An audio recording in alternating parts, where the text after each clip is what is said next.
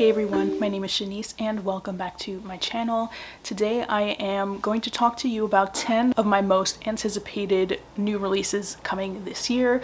I am obviously not going to mention the ones from January or February because February is basically done, but I am going to focus on some really fantastic titles coming out from March up to September for this video. So the first book that I am so excited for is called The Tokyo Suite by Giovanna Madaloso, and it was translated from Portuguese by Bruna Dantas Lobato, who translated Moldy Strawberries by Caio Fernando Abreu, which I just finished today, and I thought Lobato did a superb job translating it. I have not read it in Portuguese, obviously. The text just seems very difficult to translate because it's so frenetic and fragmented, but it managed to work in English too. So I can only imagine how it is rendered in the original Portuguese. But back to the actual novel that I'm talking about here. This one is coming out March 4th, and it's going to be published by Europa Editions. So this is about a nanny. Her name is Maju. She boards a bus one day with the child that she's taking care of. Her name is Cora, and they board the bus and never come back. They go missing. Fernanda, she is Cora's mother and obviously Maju's employer. She's a little distant. She's kind of engaging in her own extramarital affair, and she's obviously not very close to her own husband. She doesn't even really notice that her daughter is missing at first, or that her employee is missing either. So this is a shock to her system eventually. The narrative in this one promises themes of maternal guilt, societal expectation, the human psyche, and the search for personal identity. All of this, plus the fact that it's a Brazilian novel. My experiences with Brazilian literature so far have been pretty great. Clarissa Spector was an immaculate find last year. Obviously Moldy Strawberries, which I finished today. I also read the book Ancient Tillage, which I honestly didn't love, but there is no denying the poetry and the richness of the language in that book. I want to just dive further into as much Brazilian literature as I can. The next book is going to be published on April 8th by Random House, and it's called Sky Daddy by Kate Folk. I read her short story collection Out There a few years ago. I think it was one of my picks for my short story collections challenge that year, and the titular story of that collection is one of the best I've ever read. And often with Kate Folk, the plots of her stories, or her novel in this case, seem a little gimmicky, but I know that her writing takes those things to new levels. This is no exception to the kind of quirky nature of her writing.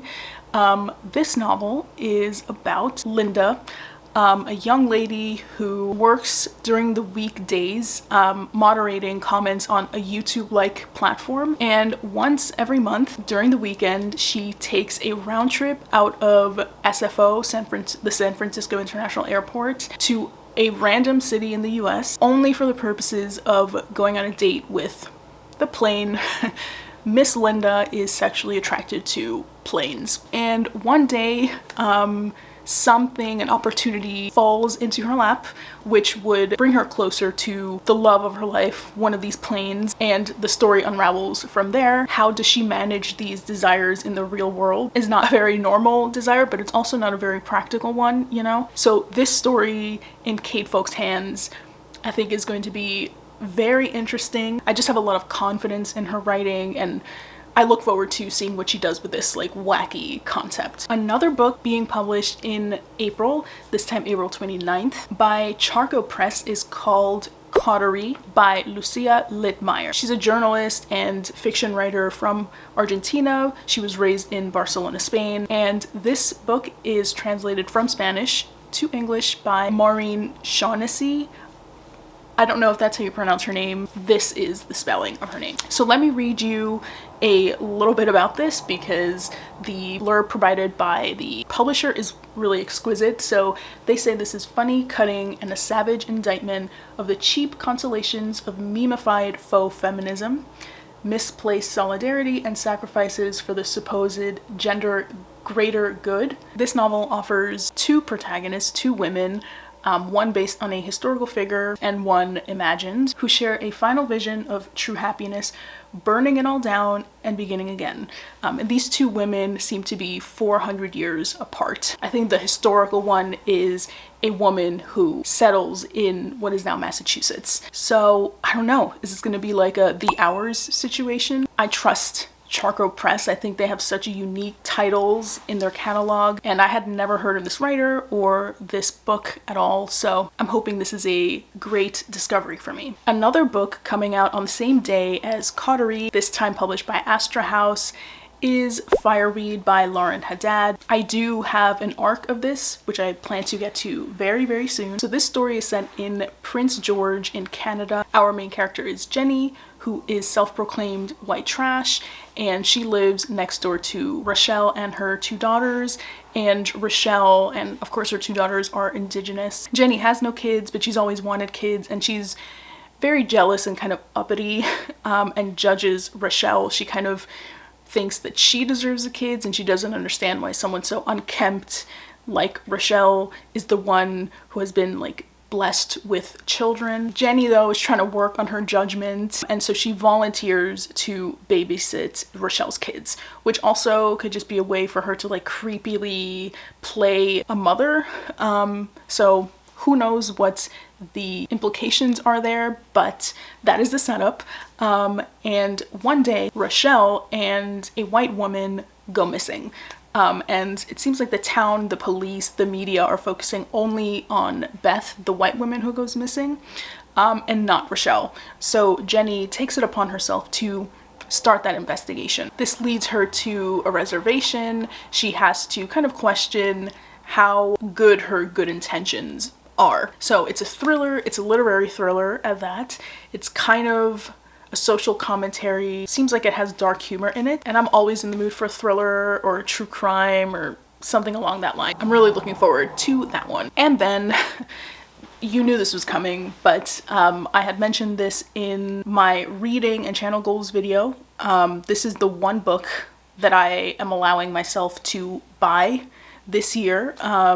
You know, my exceptions are if I borrow a book from the library or something and I really love it, then I will buy it. And also like my birthday and Christmas. This title, which is coming out in May, specifically May 13th, published by Penguin Press. This is The Emperor of Gladness by the fantastic Ocean Vuong. I have read everything Ocean Vuong has written and published. On Earth We're Briefly Gorgeous in particular is one of my favorite books. I know not everyone likes that book. For some it's like a style over substance, and I do get that, but I think it just affected me at the right time. Like what I was going through in my family was kind of similar to what happened to the grandmother in that book.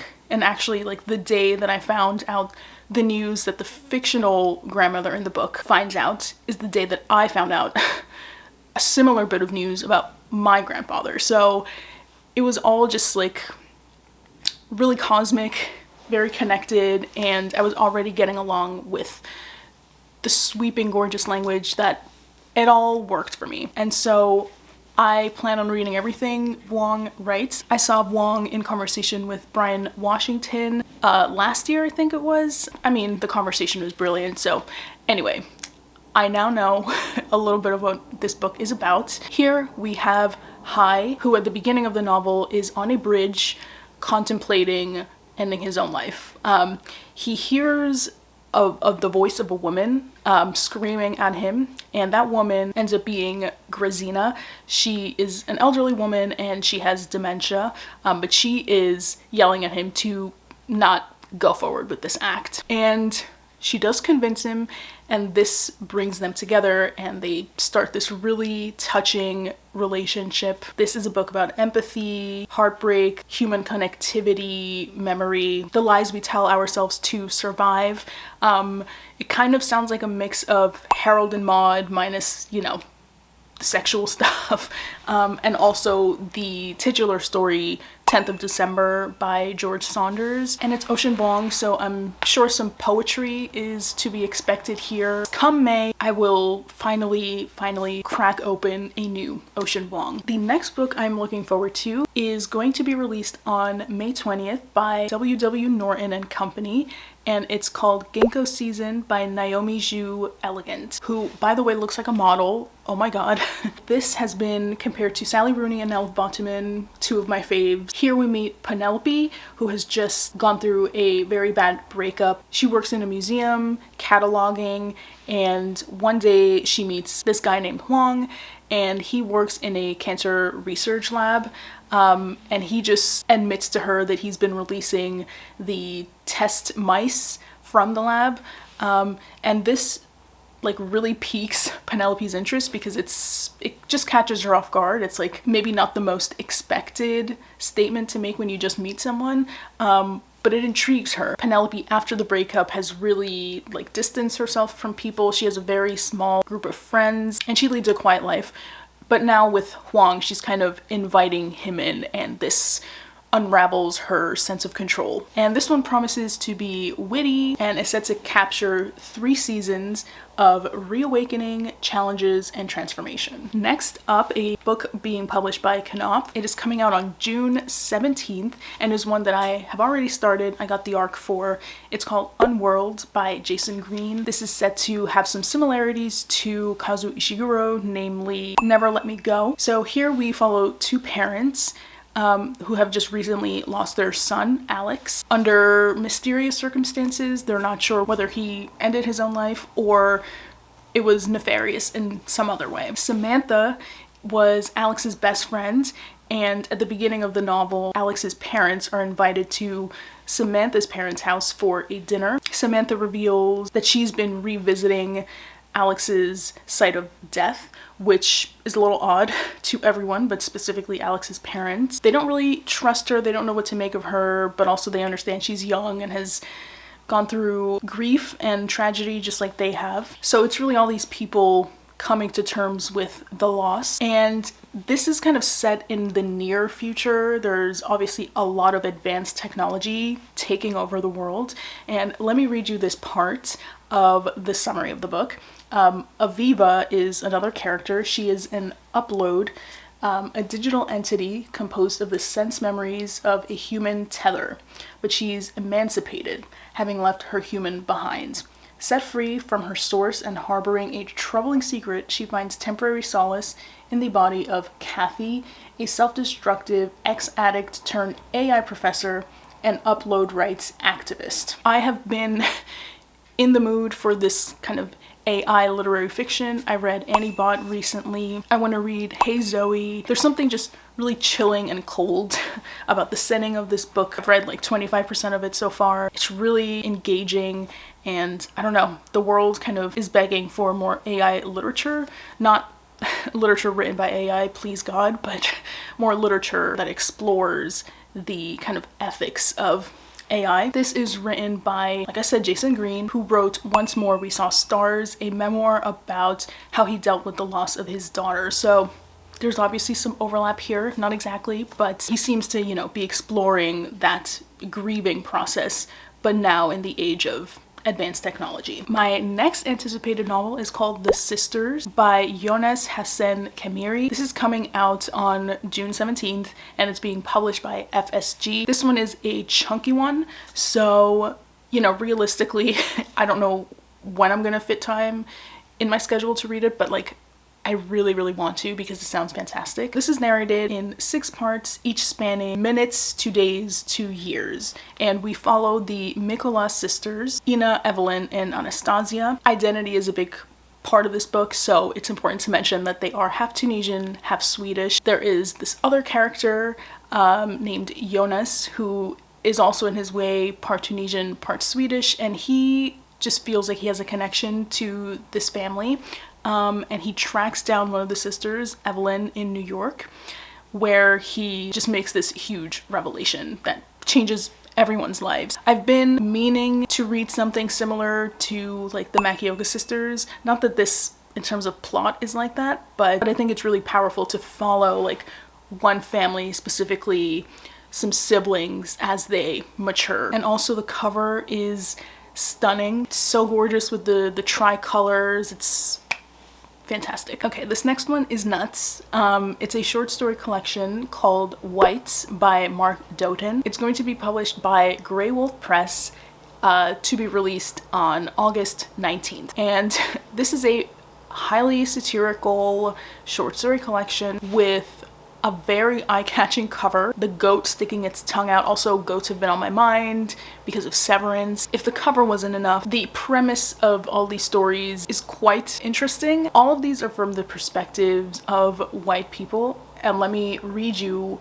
what kind of characters they are. They are characters that run the political spectrum, from well-intentioned liberals and newly woke CEOs to Trump appointees, QAnon adherents, and believers in replacement theory. So I'm imagining I will be uncomfortable, I'll laugh a lot, and maybe want to throw it across the room because of some of these characters. Because it's satirical, obviously all of these upsetting qualities that the characters might have are going to be intentional. And yeah, I hope it's revelatory and fun. And lastly, coming out on September 23rd by Mary Sue Rucci Books, which is under Simon & Schuster, I believe, we have We Love You, Bunny, the follow-up to Bunny by Mona Awad. At the beginning of this sequel slash prequel, we see Samantha, who was the protagonist of Bunny. She is on a book tour, and the book that she published seems to be Bunny, the book we read.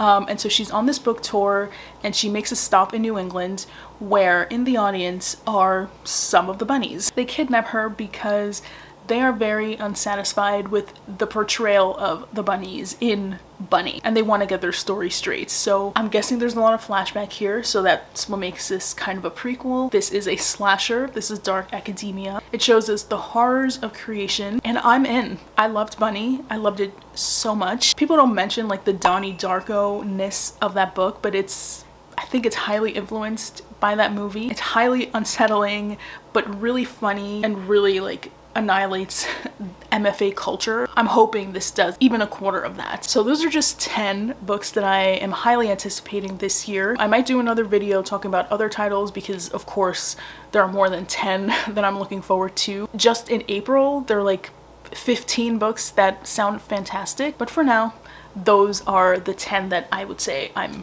most anticipating. So thank you so much for watching. Let me know down below what books you are anticipating the most this year. Don't forget to like and subscribe, and I will see you all next time. Bye.